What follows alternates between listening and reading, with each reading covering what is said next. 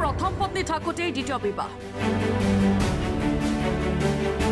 বিয়াৰ কিছুদিন পিছৰ পৰাই যৌতুক বিচাৰি কৰি আহিছিল অত্যাচাৰ দুঃসাহস বটদ্ৰৱাত মুখ্যমন্ত্ৰীক চেলেঞ্জ দি প্ৰথম পত্নী থাকোঁতেই দ্বিতীয় বিবাহ বটদ্ৰৱা থানাৰ অন্তৰ্গত চমকা গাঁৱত সংঘটিত হৈছে এই ঘটনা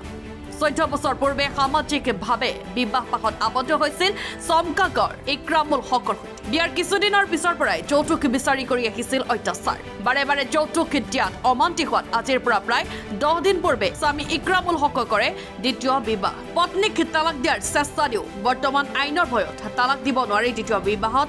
আবদ্ধ হৈছে আৰু লগতে প্ৰথম পত্নীক মাৰধৰ কৰি খেদি দিয়াৰ চেষ্টা প্ৰথম পত্নীক কেইবাদিনো অজ্ঞাত স্থানত আবদ্ধ কৰি ৰখাৰ অভিযোগ ইয়াকে লৈ বটদ্ৰৱা থানাত দাখিল কৰা হৈছে এজাহাৰ অৱশেষত বটদ্ৰৱা আৰক্ষীৰ সহযোগত উদ্ধাৰ মহিলাগৰাকী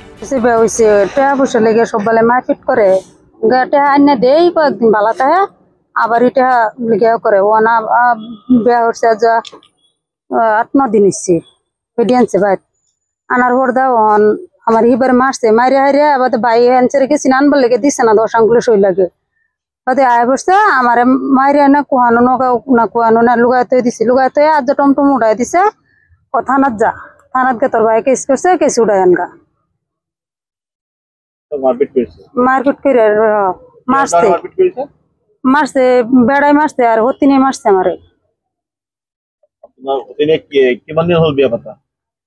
8-9 দিন ধরে বাইতে আনছে 9 মাস ধরে আগলাত রাখছে 9 মাস আগতে বিয়া পাতিছে আনি মনে মনে লুকাই দিছে স্বামীৰ নামটো কি ইক্ৰামুল হক ঘৰ চমক্কা এতিয়া বড়োখাত কোনে কেছ কৰিছে আমার ভাই করছে কেসের প্রসাদ করে আপনাকে লিয়ে দিছে হ্যাঁ কেসে বিভাসে আমার থানাতে উড়াই দিছে আমাকে কেস উড়ানোর লাগে ব্যুরো রিপোর্ট N24 আসাম।